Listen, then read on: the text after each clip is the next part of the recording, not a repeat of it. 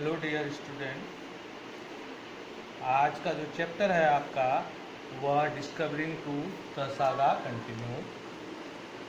तो यानी कि टूट की खोज और जो उसकी गाथा है यानी कि उसकी संबंधित जो कथा है वह आगे लगातार जारी है।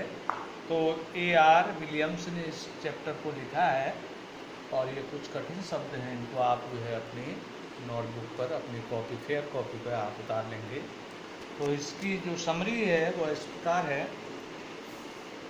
कि टूट जो था वह एक सबसे कम उम्र का मिस्र का सम्राट था और वह उस राजघराने का उत्तराधिकारी था जिसके दादा परदादा और पिता ने जो है दशकों तक जो है मिस्र पर शासन किया। और अचानक ही जो हावर्ड कार्टर है, जो कि एक इंग्लैंड का पुरातत्ववेत्ता था, उन्होंने 1922 में इसके मकबरे की खोज की और 80 वर्ष पश्चात उसे उसके ताबूत से बाहर निकाला गया ताकि उसकी जो है उसके मौत और उससे जो संबंधित जो रहस्य हैं उनकी जानकारी प्राप्त की जा सके।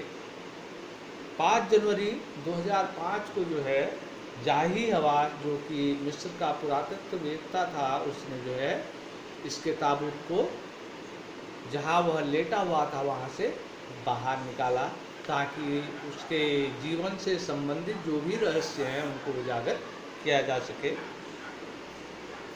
तो दोपहर के समय, लेट दोपहर यानी कि लगभग 3-4 बजे के समय, सारे टूरिस्ट और बाहर से आए आगंतुक लोग जो है उन्होंने जो है धीरे से नीचे वह एक गुफानुमा मकबरे में उतरे, जो कि 26 फीट गहराई पर उसका जो मकबरा था।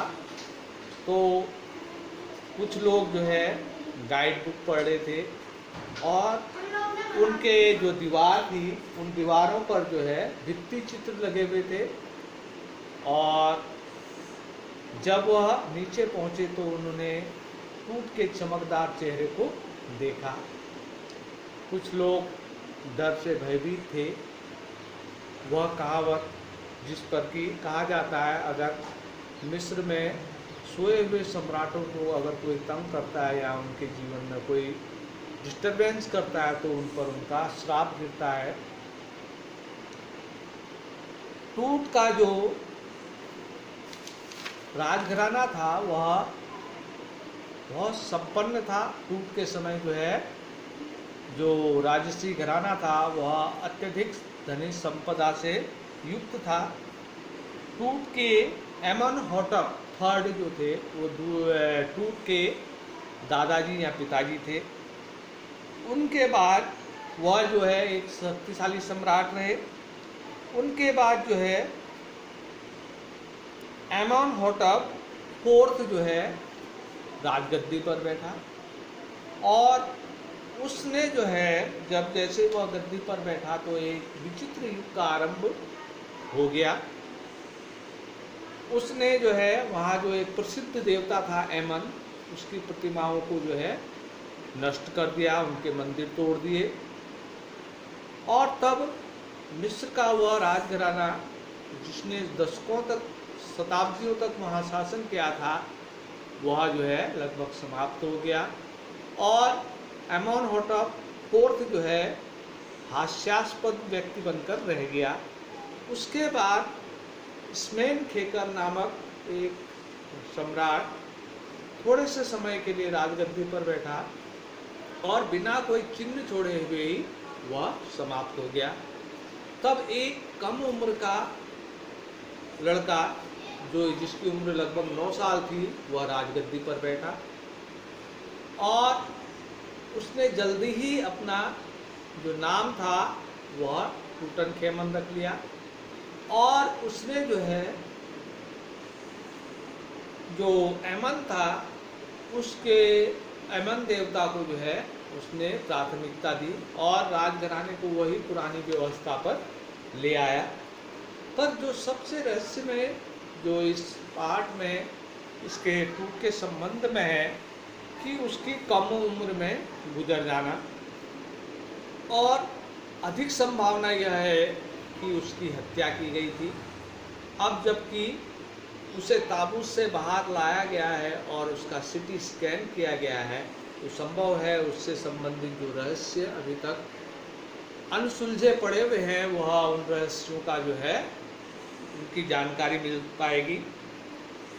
और जब उसे टूट के शरीर को उस मकबरे से, उसके ताबूत से निकालकर सीटी स्कैन तक ले गए, तो जो सीटी स्कैन जो मशीन थी उसके पंखों ने काम करना बंद कर दिया, क्योंकि उस पर रेत घुस गई थी।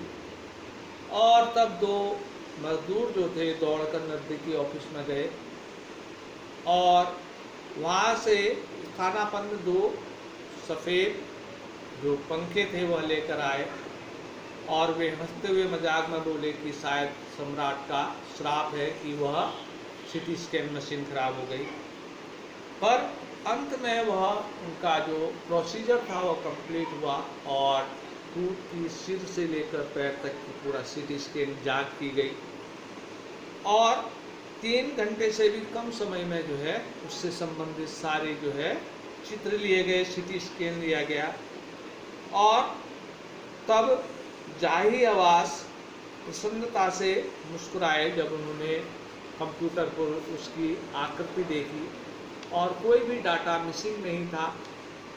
अब टूट से संबंधित जो भी रहस्य है वह इस सीटी स्कैन के द्वारा साफ हो जाएंगे, और उस सीटी स्कैन से उसके जीवन से संबंधित जो अनसुलझे रहस्य हैं वह शायद निकल पाएंगे। धन्यवाद।